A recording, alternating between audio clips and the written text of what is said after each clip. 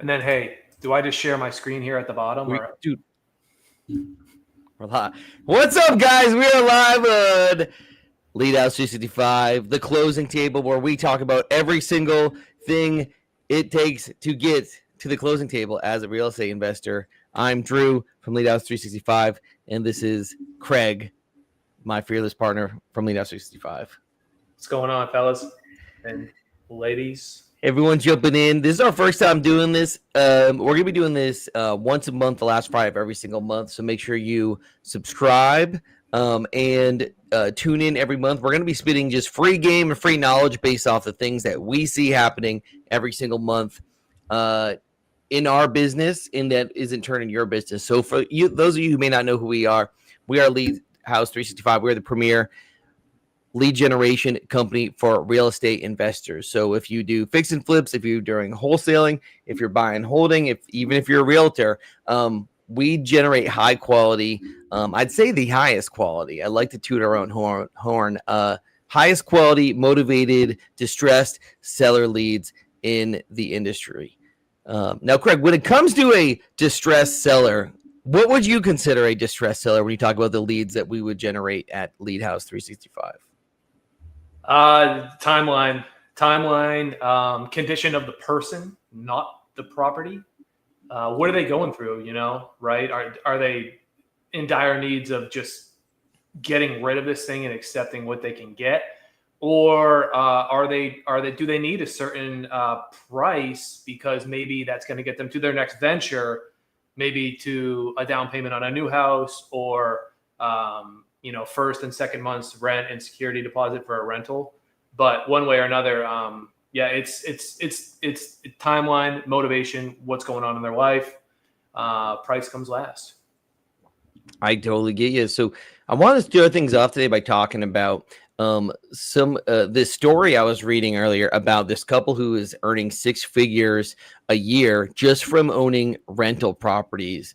How they're doing that is right now they're seeing about a 30% return on their portfolio while paying off the properties themselves, being able to pay off the properties that now they own. And they say they do that specifically with their buy box.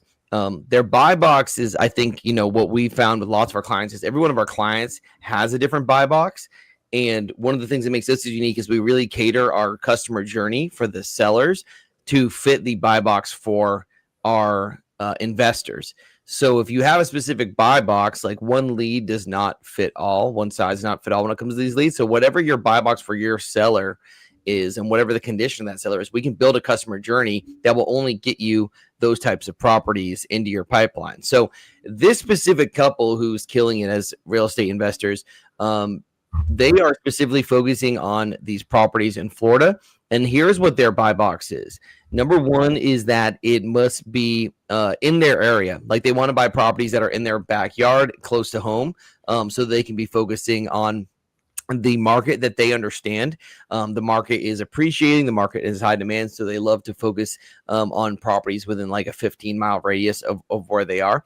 And they're really focusing on affordable housing, so not too cheap, but also not too high, something that the everyday average person can afford rent for. And these people are not flipping paper. They're specifically buying and holding and turning them into rental properties.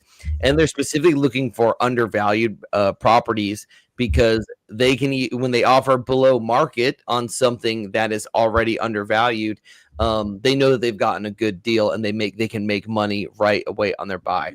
Their goal is to generate cash flow positive revenue from day one of essentially buying this property. So they're not really focused on too big fix and flips, things that are really need major renovations. They're focusing on things that maybe need a small little lift, maybe a little bit of things that add some values like paint or flooring or carpeting, but that's really it. But the main thing they focus on is this 1% rule of real estate, which, is something I've heard a lot, but people may not understand. So what this says, and I'm going to ask Craig to kind of explain it more, is the 1% rule. So it really states that the general rule of thumb suggests that to create positive cash flow, the monthly rent of your property should be at least 1% of the purchase price. So can you explain what that means, Craig? Yeah. So what that means is because these investors, they're not they may buy it cash, but they're refinancing it, right? So they want their payment, principal, interest, taxes, insurance, and then HOA, property management. Their monthly payments needs to be less than what the renter is going to pay. That way they could pocket the difference, would be net cash flow. So that formula has been around since I've been in the business, the 1% rule.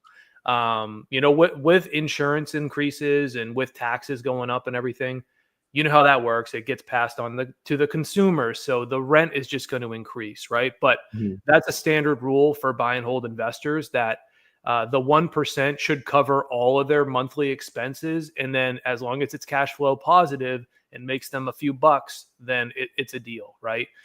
A lot of these investors too, man, they're not just in it for cash flow, right? They're in it for appreciation, depreciation, write-offs.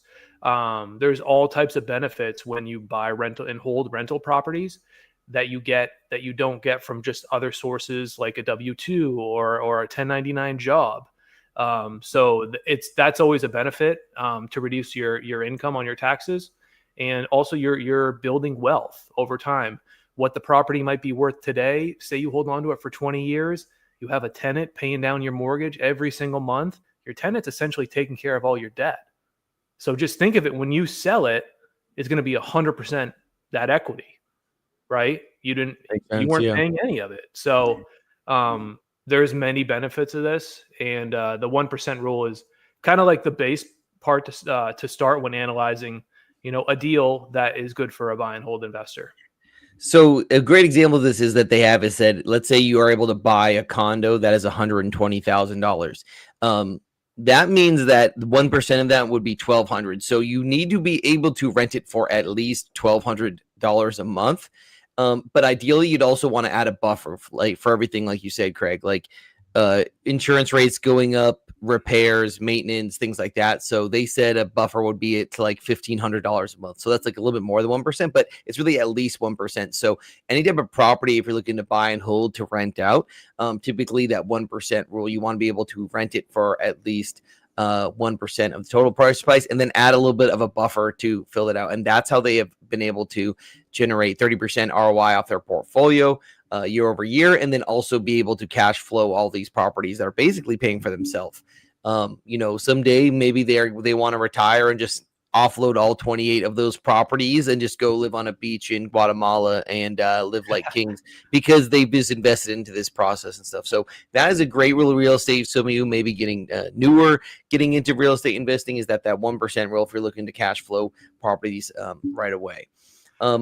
Want to talk about a couple of things that we've been seeing with our clients. Now, our clients, like I said, are investors of all shapes and sizes who are investing in real estate, and they're all at different stages in their journey as real estate investors. So we are constantly troubleshooting problems in their business as much as we're troubleshooting problems in our business, and trying to aid them and help them in their journey, because sometimes not just more leads is the answer to solve all your problems, right? Sometimes it can be, but not always. So one example we were talking about was with one of our clients who is having an issue where they have a solid lead flow, and last year they had a great successful year. It was a small team, 1 or 2 people.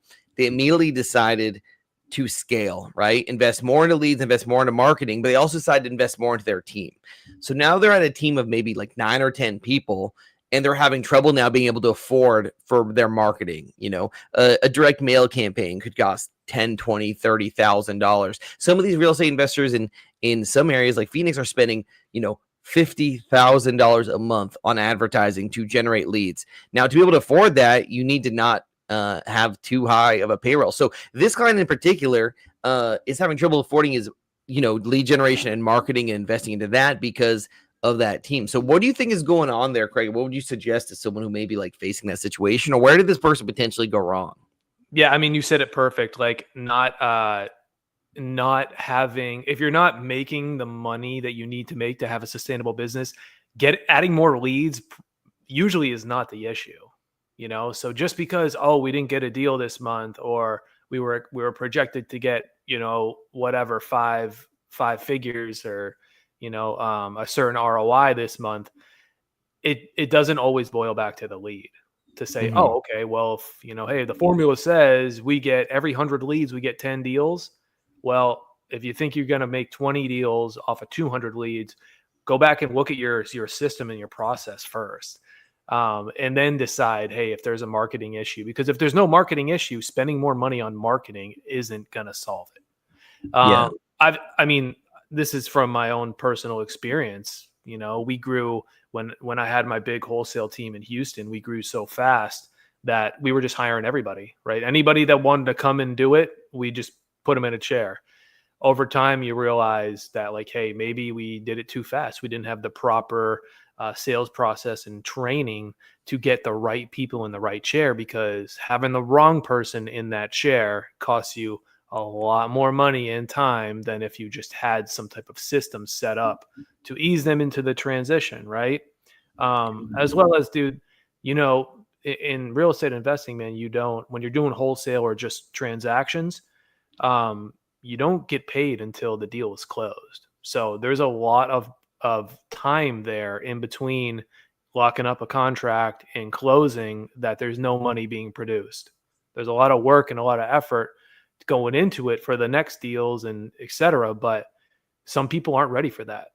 Yeah. Some people live their lifestyle so transactional that they're used to, they need to buy something, they just go and click Amazon or whatever, or go to the store. Real estate, the timeline is dragged out so far that, because it's a huge asset, right? Mhm. $250,000, $500,000, sometimes even more, that it takes a lot longer to deal with that transaction. Putting the wrong people in those right chairs, or putting the wrong people in the wrong chair, sorry, they haven't lived that lifestyle yet. They need Mhm. money now. Some of them need money to go pay rent, pay their car note, their cell phone bill, whatever. So putting them in a chair and saying, oh, great, you got a deal, but it ain't going to close for 45 days.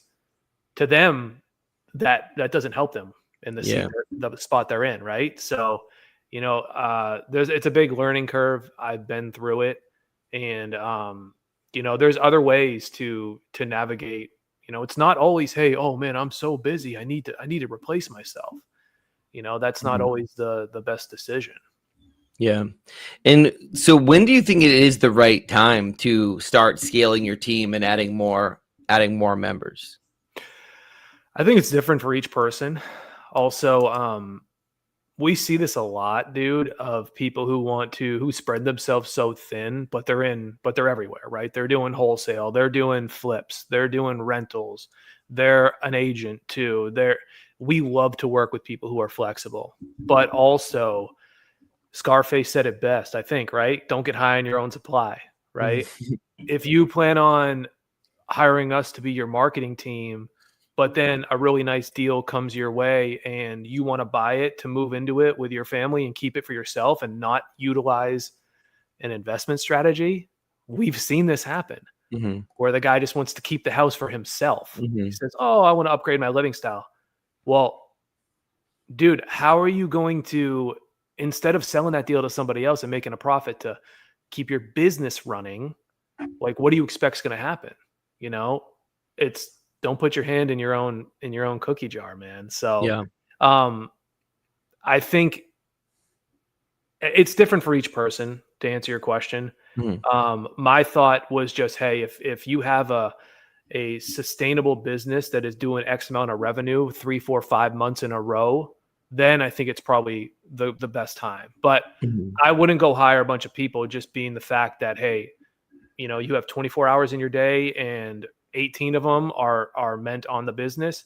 You need to look at, hey, well, uh, what should my time be used that is going to make me the most amount of money, right? Mhm. And then try to replace accordingly. But And the and there's a lot of technology too that can close that gap. Like let's say you're a solopreneur and you have a partner and you're doing this like an acquisitions guy, like there's probably a lot of technologies that exist right now that could free up that time you're trying to free up potentially versus thinking that hiring someone is going to solve that problem. It could be just the way you go about your business could be more efficient.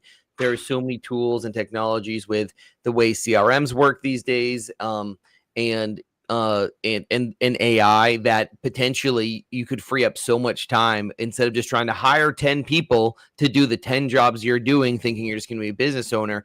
It could be finding 3 of those things that could be automated with, and maybe hiring a developer to help you automate those. And then all of a sudden you can put off that hiring process for another year, maybe. Because I'll tell you this, the one thing that I've seen in the multitude of businesses I've ran and owned is that no one is going to treat the lead the way you will treat the lead, the person who pays for it, right? You can hire 10 people and think now you have 10 clones of yourself. That's absolutely not true. It's something about human nature when you hire someone who is getting, let's say they're a W-2 or salaried employee or 1099 contractor. They're there. It's like the human brain naturally defaults to, for the most part, doing the least amount of work that I have to do to get fired. Those are the people who will never be able to really be entrepreneurs. Entrepreneurs are the people who wake up every day thinking, what else can I do today to get ahead and to reach that next goal and unlock that. So if you're hiring people that are not entrepreneurials and not someday you expect to go out on their own and crush it, then those people essentially are never going, you can't expect them to treat that lead that you paid for it like you would, to call them on the hour, to call them ASAP, to put down their phone and call that lead the second they're in and ignore that YouTube video they're watching or whatever it might be. So I think that's where a lot of people go wrong when they're scaling, is they think that just hiring 9 people is going to be hiring like 9 of them. And because you're expecting of that and you're trying to manage them to that, but inherently, like, that's probably just not going to happen. And now you have 9 mouths to feed, and potentially your business isn't growing. And now you're just taking money that could be devoted towards sales, marketing, and advertising to generate the best leads that you're looking for. And you're holding yourself back by that, by trying to scale too fast. So I'd say, like you said, the right time is different for everybody, but really it's like when you've exhausted the technological advances that have come along that can close that gap, and to where you just are able to, you feel like you are missing out on deals because of the team size, right? And that's after the technology components brought in. So another thing we'll talk about is, like, someone came to us this week and asked us, like, hey, I'm running a campaign with you guys. The leads are great. But how can I get more leads? And me being on the marketing and advertising side of this business, and Craig is more on the real estate side, to me, it really comes down to, like, if you're running some type of inbound campaign, there's only really 3 ways you can get more leads. There's no magic lever, right? When things are as good as we have them dialed in, which if you work with us, we have things very dialed in. And honestly, the customer journey is customized, but the advertising is templatized. If you think about State Farm Insurance or Geico or Progressive, right? Those ads that they're running on TV are running nationwide. When that lead comes in from their ad that they've already proven worked, it goes to their local agent that might be in Jacksonville, Florida. But that person in Jacksonville, Florida, who's got that lead, they're seeing the same ad as someone who's in Poughkeepsie, New York. So think about that's the way advertising works. So when you have it that dialed in nationwide to where it's working, there's really only 3 ways you can get more leads, right? The first one is going to be to spend more money, more budget, more advertising budget, spend more money. If your lead cost is $50 per lead and you're spending $50 a day, then you can expect 1 lead per day. Maybe some days it's 2 and 1 it's 0. And then there's a day where you have like 5, and then you go 2 days where it's 0. With inbound, it's not necessarily consistent, but it's consistent over a 30-day period, right? If we expect to get 30 leads in 30 days, even if we get 5 one day, it'll probably average out to be that from what our data shows. So you can spend more money, right? And that's not the thing that everyone loves to hear, right? Because sometimes that's not what people want to do, even though it's really the easiest lever. So the only other ways is to change your buy box, right? Maybe you open up your buy box and now you start letting in mobile homes or condos or townhomes. Maybe you need to you loosen up that criteria of what your buy box is to get a higher volume of leads. Now, that doesn't mean that you're now focusing on the properties you don't want. What that means is now the process for someone to get through that funnel could be a lot easier. And now you're going to have a higher conversion rate. The amount of people getting through your journey is going to go up. Most companies, when they are generating leads for people, they're just collecting the information, the name, the email address, the phone number, right? And you can get a lot of that. At the end of the day, you might as well just buy a list and do cold call a list at that point, even though it's considered inbound. We want to know the who, what, when, where, why, how, who they are, why are they looking to sell, what is the condition of the property, when are they looking to sell it, and where it is, right? We want to know every single thing we can before we even talk to that lead. So we have a really long process. Now, let's say you change that process, that you just want the what condition it's in, the where it is, the who it is, and the timeline, and that's it. That's 4 instead of 6 criterias. We're not getting the why they're looking to sell it. We're not getting their asking price, things like that. That could essentially generate more leads, because the volume of leads now will go up, because it's easier for people to get through the process. Now, the quality of some of those leads may go down, right? Because we are getting less criteria from them, but that is a way, without increasing your budget, you can loosen that box and get a higher volume of leads. The only other one that we really know of is changing your market, right? Investing in a wider market area, maybe a market you've never been in. We have so many people that are like so focused that we talk to. They're so focused in like Orlando, Florida is my market or whatever. But it's like, we're in 2025. We know so many guys buying houses all over the country, doing novation, sub-twos, fix and flips. What they have a real estate license, whatever it is, whatever way they can get the deal done, they'll get the deal done, and don't care where it is, as long as they can find a buyer for it or find a solution for the seller. So really, just like, if you're too focused in on that one area, that could really be holding you back from lead flow. Now, if you spend that same $50 a day on ads, and you do it in Orlando, and then you add in Tampa, Florida, it's 2 hours away. Still, you have double the market cap, double the market size, twice the audience. So if you think about it like swings at a baseball bat, if you swing 3 times, you strike out. Well, now you can swing 6 times in a day for the same amount of money. So really, like, that's how you can think about it, is like increasing your target area and your market is the way to solve that problem. I want you, Craig, to talk about this. The other thing is, we had someone come in. The last one I want to talk about is one of our clients came in and was complaining about PPL. And specifically, can you tell us, like, explain what PPL is, how we're different than PPL, what the difference is between what we do and what PPL is, and then kind of like why people are saying PPL is dead is kind of what we've been hearing around the block. Yeah, PPL is just pay-per-lead, right? So it's just a company. And this is what these PPL companies do. They contact companies like us, and they reach out and they want to buy the leads that we have, and then just resell them to people like you, investors, people who don't want to get into a whole campaign like we offer, right? We offer long-term campaigns, monthly subscriptions to get you the best quality that you truly want. Now, some people, it doesn't fit their budget, which is completely understandable. So PPL, maybe they can come in and buy a lead today, buy a couple tomorrow, whatever they want is better for them. But in reality, those leads are sitting around. They're hanging around. They've been called. They're just waiting to be sold. So, I mean, how long has it been since that seller first submitted or that seller first talked to somebody, right? Yeah. Usually it's been around the block, man. So by the time you get it, you're already going to have to compete with a lot of people.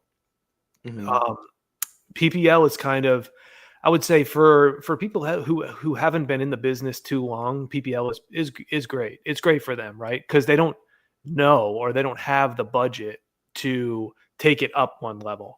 But for people who have been doing this, 5, 6, 7, 8, 9, 10 years, PPL, they know that they're just wasting their time and spending money and digging around for all these scraps that are sitting in a database, and trying to call these people, and situations have changed, and they're not fresh, and now they listed it or they sold it, and then they have to go back through the whole replacement policy to try to get their money back or a refund credit, but they're never actually.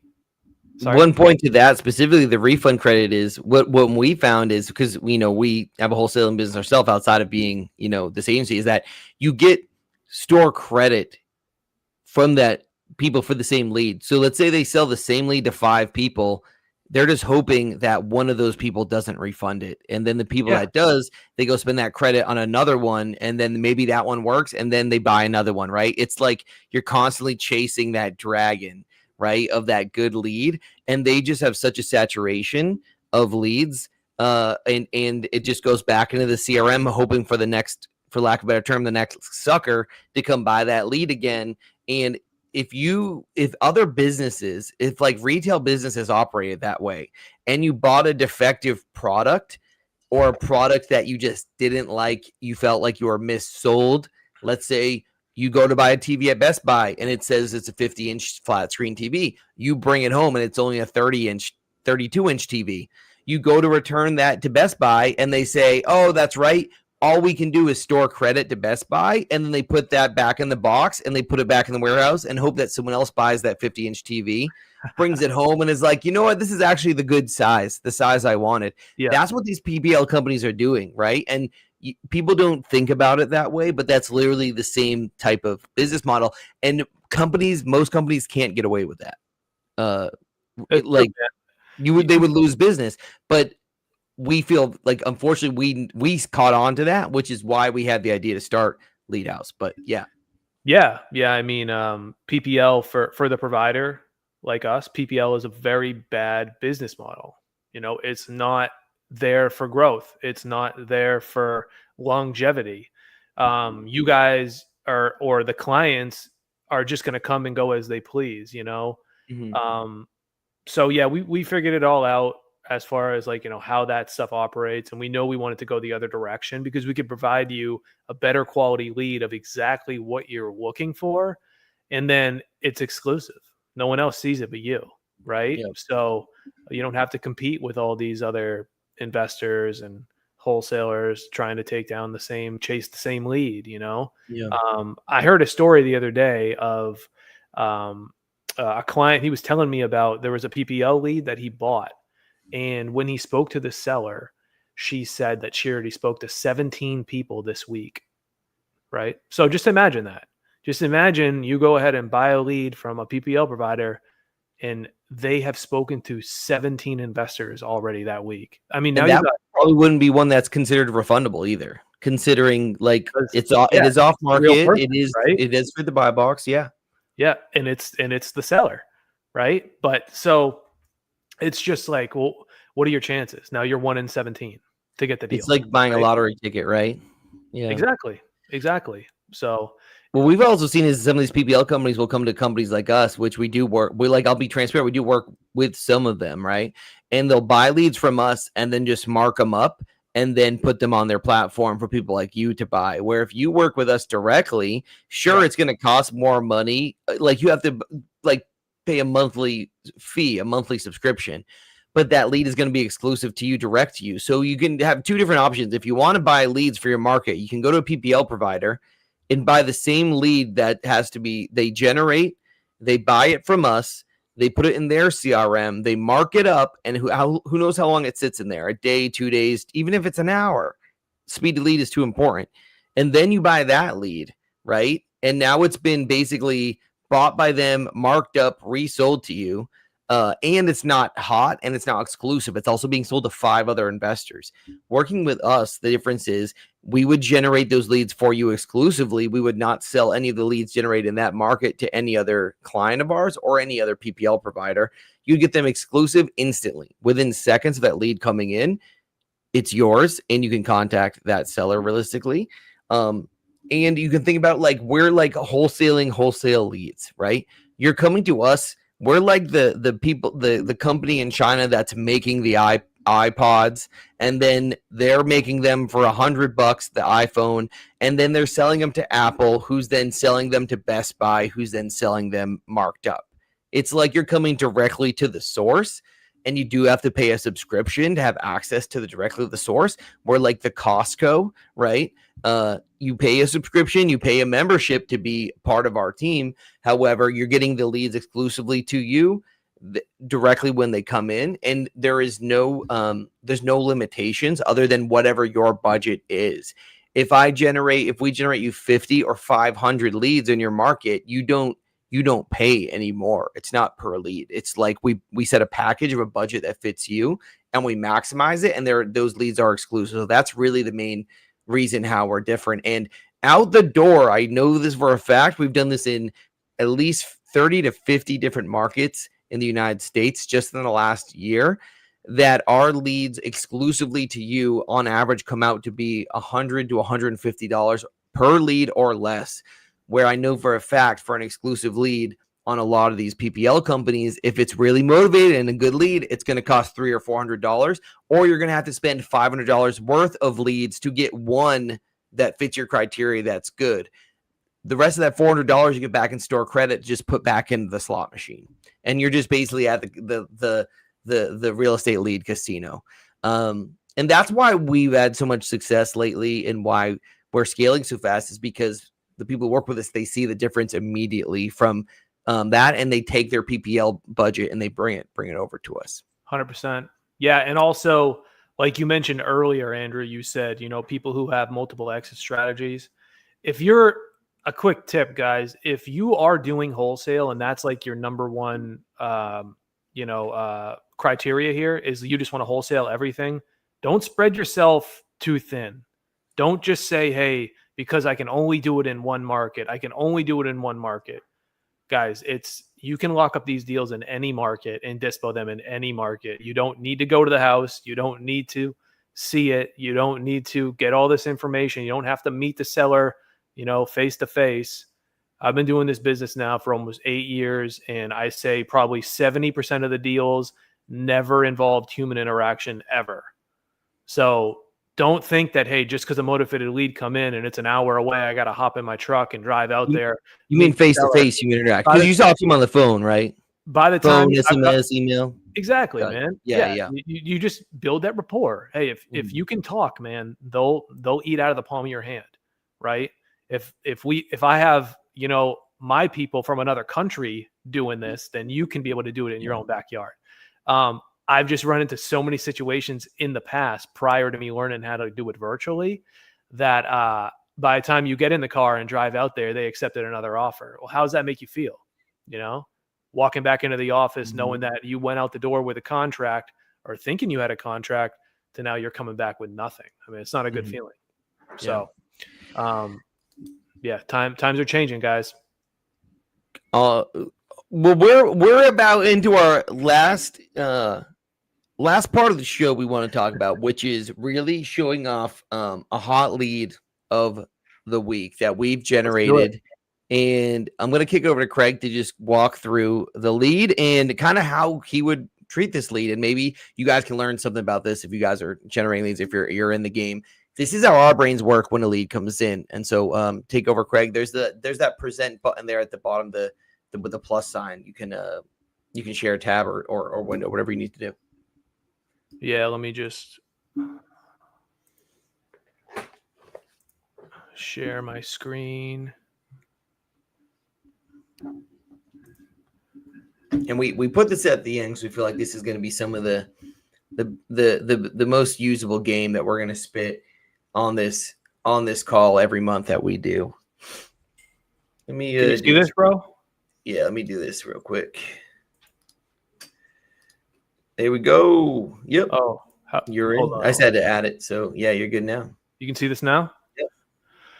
Yeah, so here's a lead that came in earlier this week. I did have to block off the personal details, guys. Sorry, no freebies here. But this one, she wants $200K, condition, okay, needs some work, but focus on the reason for selling, guys. This is the context of the stuff you're going to be getting on a weekly, if not daily basis, right? Seller divorced, 2 months past due on the mortgage, and another lender is dragging his feet. So I don't know if that means maybe she's trying to refinance it, or maybe she has a buyer, but the lender doesn't want to move forward. Who knows, right? You don't know till you call them. Not on the market. I need to sell this property ASAP. Not a condo, not a mobile home.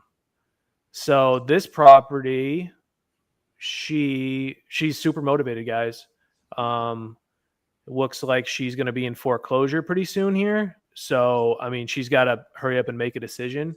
If not, she could lose the house and get nothing. So, we'll quickly comp it. I'm going to share another screen with you guys real quick here, and we'll kind of just look at like what I would do when I see a lead like this.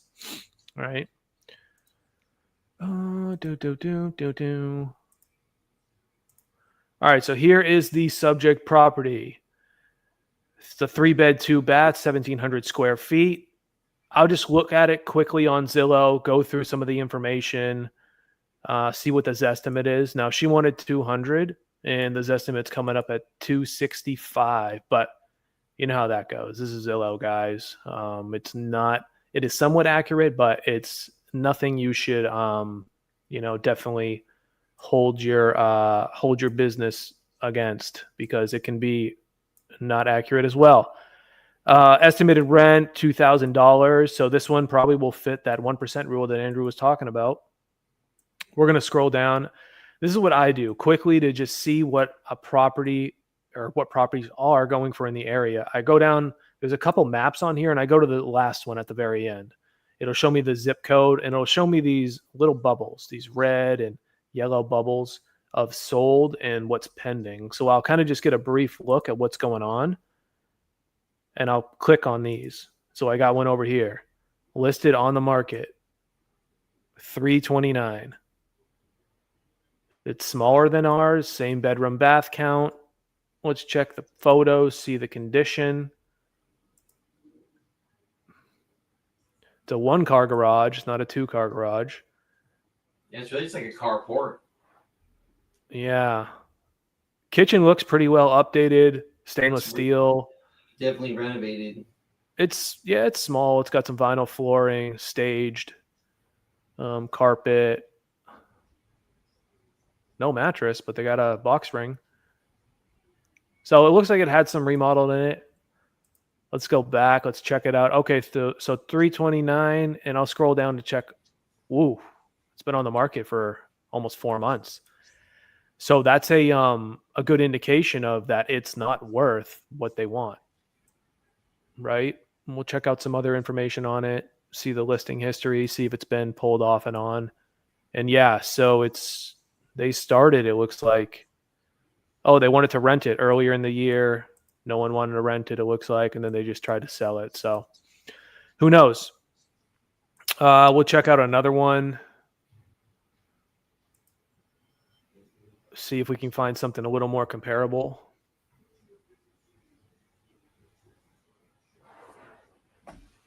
Oops. But this is briefly what I do, just to breeze through, to get a better look at the neighborhood to try to come up with a value. All right. So that was over here, 330, 329. Now, actually, directly behind our house, guys, is one for 240. Let's check this out. And it's sold. That's probably our best comparable, just based on the layout. 2-car garage, brick. It's about 300 square feet smaller, but same bedroom, bath, same garage door count. Same thing. I'll go down. I'll look at some of the information because it did sell last year. Looks like they started at 265 and it sold 2 months later for 240. Check the condition. There's no pictures on here, but there are probably other pictures on the internet, but we can read the description and that'll give us a better idea. Charming home offers a perfect blend of comfort and support. 2-car garage. Nothing major. Probably rental grade, it's livable but not updated. So that's what I would pretty much look for. Let's check this out on Google though while we're at it. Maybe we can dig up some pictures. There we go, realtor.com. Coming in clutch. This is right behind the house that was the lead. This is directly behind. Okay, so pretty clean. Could use some paint. Not staging anything there. Maybe knock down a wall or two. Kitchen looks okay. So guys, this is totally livable. It's just not updated. You can see the sinks coming out. Pretty old. Cabinets are old, but it looks like the flooring's been kept up with. Has tile in one of the rooms. Bathrooms definitely need to be remodeled. Check out that chandelier. It's like a chain. So yeah, I mean it's rental grade, it's livable, but definitely needs some updates. And it's sold for $240. So I look at that and say, okay, well, ARV, it must be more than $240 because we have an extra 300 square feet. Plus, this property didn't have any major updates to it, right? So if we were to go in there and oh yeah, in the yard, looks like shit too out back. So yeah, look, yeah. So I would say our ARVs, I don't know, face value 270 roughly. We got an extra 300 square feet plus room to work on those updates. So that's what I would think it would be. And I go back to the lead and I say, okay, well, what did this seller want? 200, right? Mm-hmm. So I say, okay, that's a pretty good lead. She's asking below market. So there should be some spread in between. Now, how deep will she go? I mean, look at the reason she wants to sell. She's behind on the mortgage payment, so foreclosure is approaching, and she's divorced. It's pretty damn motivated. So let's say it was the condition you're expecting it to be in. What do you think you would go in with the first number you try to throw at her? I'd probably anchor her with 150, but before I throw a number at her, I'm always going to ask people what their payoff is, right? Because I need to know that. Right? Sellers, they might not be so forthcoming in giving that to you because they might think that, oh, well, if you need to know my payoff, I need to have the offer be more than my payoff to make money. I think it's always good why to build a good rapport with them too. Like you have this information about what she's going through. Learn a little bit more about that. Like what's going on. If you start asking her about what's going on with that divorce, she might tell you that her husband cheated on her and she starts now, like by just asking questions, these people are going to build trust with you and they're going to give you information that you didn't even ask for. And that information now is building rapport and trust. I watched this. I love to think about this whole example of if I go into the grocery store, right, and I go up to a grocery store employee and I say, hey, I heard of this, the news. I saw on the news that every employee at this grocery store is now making a minimum of $30 an hour. So congratulations. I saw that. And they immediately go, wait, what? Like I only make $15 an hour. And I know the highest, like they're going to start just giving you how much money they make, right? Because you're just asking questions and anchoring those questions with things. And their human need to want to either contradict you or correct you is going to open them up to be able to give you information they wouldn't normally give. So you can find ways of asking what that payoff number is without flat out paying it. And sometimes they'll give it to you, but you first still have to build that rapport with them. Find out what they're going through. How old are our kids? You know, I have family in Lake Alfred. Like look up a couple facts about Lake Alfred before you jump on there. So when you get on the call, you could be like, do they still have that theme park over there? Like, right? Yeah. Like if you can do that due diligence and you only can get that information with leads like ours, because we get that information for you before we give you the lead. But it's not just call it and treat every lead same one size fits all, right? It's approach this logically, like this is a person to person business. Yep, because it is. Mm-hmm. Yeah. So this property, I usually like to see like, hey, what the payoff is, and then from right then and there, I'll know if I can even make a cash offer. Cash offers are like probably 25% of what our business is at this point, and most successful investor wholesalers and people that are doing acquisitions like this is meant for, it's that as well, right? It's just there's too many properties who had refinances recently. There's too many people in foreclosure. So I would get that payoff and then probably, send her a soft offer of like a range. Maybe that ARV, I think with 270 roughly, probably 140, 150, somewhere around there. And then from there, just take it from there. So. Yeah. What would you think, when you approach that conversation with her, where do you think you would start? Like, what's the first thing you say when you talk to a lead? Like I've heard you, so I know what you're going to say, but how do you start things off? Yeah, it's just, hey, Carol, I just got your information. What's going on? And just let them talk. Just let them talk, dude. Let them talk. Or what's going on with the house? Bring me up to speed. Yep. You know what I mean? Yep. You just want to just give it to them, not just be like, hey, this is Craig with 123 Home Buyers LLC. I just got your information here. Can you just tell me a little bit about the house? How many bathrooms? Nah. Just, hey, it's Craig with 123 Home Buyers. What's going on? Bring me up to speed. Let them have the floor. With what you said, Craig, like the cash buyer thing, from what I've seen from like all the people we've talked to and worked with over the last couple of years, is if you're specifically just going to be doing cash offers, right? That's all you can do. Like that's the only exit strategy you know how to do. It's the only thing you're willing to do. Then you just have to be from better or worse, understand that you're probably going to be only be able to do this as a passive side hustle. You're still going to need a full-time job, right? Because you may be able to get one or a deal or two here or there, and maybe you can be doing this in your spare time. But if you're expecting to be living the life you probably want to live and succeed the way you're expecting to, that the cash offer game, 5-10 years ago, it was different.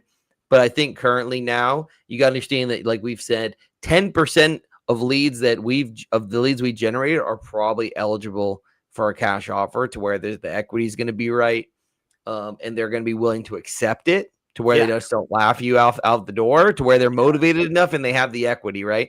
So that's 10%. So you're going to have to buy, 90% more leads to get a deal than people who have multiple different dispo strategies. So in those other dispo strategies, Craig, what are the main ones that you suggest people learn to do going into 2026 that are going to be important if they want to do this full time? And if you don't know any of these, you really need to go start studying up, or reach out to us if you need some help. We can at least point you in the right direction. But yeah, what are some of those? Yeah, definitely. If y'all want to learn some other exit strategies that have our clients crushing it, tap in with us. I would say the number one is probably creative financing. Sub twos, hybrid, seller finance, something to where the seller is just, so motivated, but they can't make another payment, or they have no equity in the house. They made a bad decision. They bought it. Their job transferred them. Somebody died. They can't afford it. Right. But there's just no equity to list it. There's no equity to do a cash offer or anything else. Those are great if they can't afford like repairs, right? Yep. Well, yeah, something like that too, but more so they can't afford to make a payment on their mortgage, right? The mortgage is what's prohibiting them from doing the other types of exit strategies, right? Something like that, where you can take over the payments, and guys, you can assign these deals. You don't actually have to buy them and take over the payments. You can sell them to an investor, just like a normal wholesale transaction. The paperwork is different.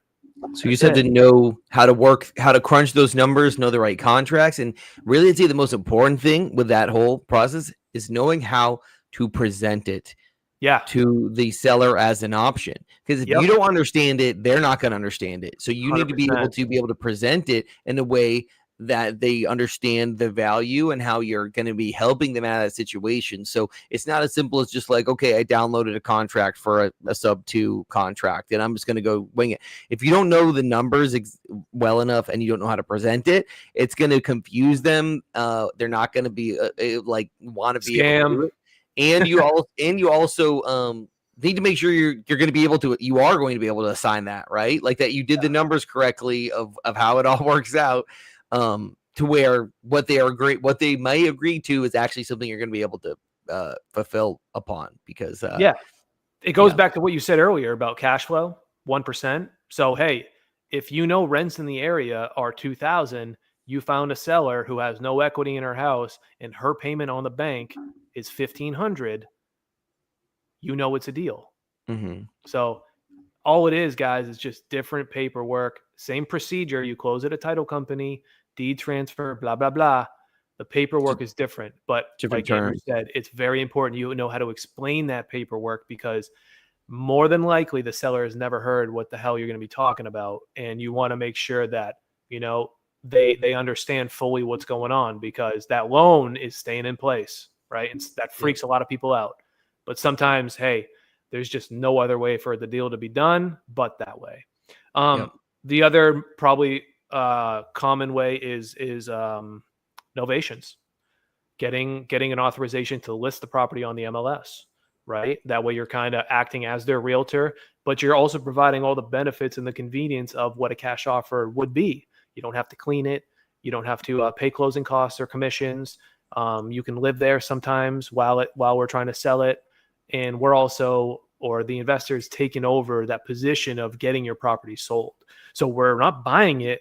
We're just bringing in a buyer for you and providing you the convenience and the timeline, what a cash offer would have done. But we need to just get it out there in front of the whole world. One way of doing that is on the MLS. Yeah. Can you do novations everywhere? Or is that like a state by state thing? I've heard both. I heard you can do them everywhere, but sometimes you have to double close them. Yeah. And I've also heard there is some states that don't allow it. The laws are always changing, guys. Regulations are always changing, guys. But to my knowledge, I'm locking them up in every state there is. I'll let you know. And we know that some places right now they're really cracking down on specifically the wholesale cash offer. Yeah, specifically that one, not these other ones. So if you should really get ahead of it, and maybe if at the end of the day, I think the perfect investor should have ability to do cash offers, novations, sub twos, creative financing, like no matter what, like have a solution for the seller, because that different reasons why someone's selling their house, right? That is going to just determine of which offer is going to work for them. There's a way to work with them. The only way you're not going to be able to get it done is if they absolutely are completely have like unreasonable people. There's no one going to be able to help them. It's either you'll help them or no one will be able to, right? And that's a decision you're making, is if I'm going to help this person or not. But if there's a will, there's a way, and there's a way you can do these deals. But most people just don't get the education to do it. So cash offers, sub twos, creative financing, like you talked about, that novation opportunity, and then at least either have a partner that is a realtor, right? Like someone on your team, or partner with a realtor that's someone you know and trust, where you could like do some type of commission split from that. That way, no matter what, if you're buying that lead and that person does want to sell their house, which all the leads we generate fit that buy box. These people want or need to sell their house. If you have all those bases covered, the guys with us who are, doing 10 plus deals a month from our leads, they fit that criteria of they can do all those different types of deals, or they have their own real estate license. They have a business partner as a real estate license, or they've just at least partnered with a realtor. So it's like, hey, okay, how about we list this house for you? I'm going to connect you with Craig from my team. And he's going to tell you everything we need to do to just get this house sold in the next, might take 3 months, might take, 60 to 90 days. But if that's what makes more sense for you, we're going to take care of you because you paid for that lead, right? So if you want to just try to get a cash offer and see if it gets accepted, then you might as well just be buying lottery tickets. But if you have all those different ways to make deals and to do dispo, then really the power is all in your hands. Yeah, if you got 10 exit strategies, guys, to utilize, and the seller, it can't fit for all those, then they're just not motivated.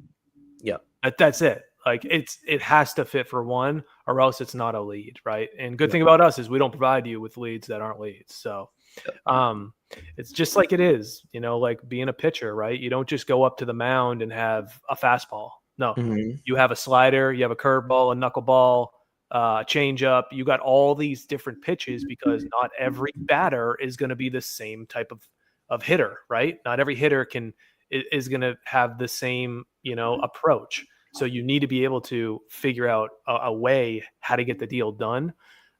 Just because a motivated seller is a motivated seller is a motivated seller. Doesn't matter the equity. It doesn't matter. It's just, hey, why? What is the motivation here? From all that, you got to figure out, okay, which box does it fit and make it work. Oh, yep, absolutely. Well, that's it for today's episode. We're going to do this again every month. So we're going to be back this time next month, somewhere the last Friday of October. But just so you guys know, if any of this stuff has been valuable to you, please like and subscribe wherever you are. And just pay attention because we're going to be doing a lot more stuff. We're going to be at Bigger Pockets next week in Vegas. So come say hi if you see us around there. It's coming right up. So come say hey to us there, and we'll be meeting a lot of people and and connecting with a lot of you guys. So excited if any of you are going to be there. And then lastly, if you need help, if you need leads, if you are an investor and you are looking for the highest quality motivated seller leads, and when we say motivated sellers, we're talking about distressed sellers. We're talking about the condition of the seller, not the condition of the property, right? People who are going through the shit that makes them have an accelerated timeline to where they are looking to sell this property in a non-traditional way.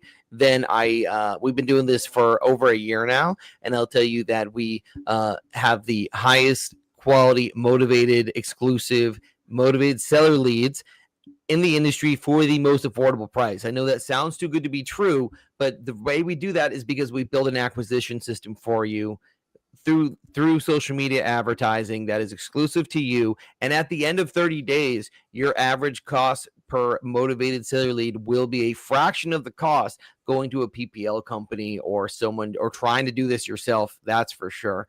Because we've been doing this for so long. Craig's been doing real estate for 10 years, and I've been doing digital marketing for over 10 years as well. So us combined, we're going to be able to get you that. And the only thing that matters is we don't do things for free. So if you're expecting, like anything for free, then you should go probably try another company, because we're not for you. But we do have packages that work with just about any budget. And we are specifically work with people who are looking to scale. If you just did your first deal, we're probably not the best for you, right? That's what those PPL companies are for you. But if you know what you're doing, you have multiple exit strategies, and you're looking to scale or save money on your marketing, then we're absolutely save time too, guys. Yeah, big time. We know guys who've spent $25K with a company and had no 8 leads, right?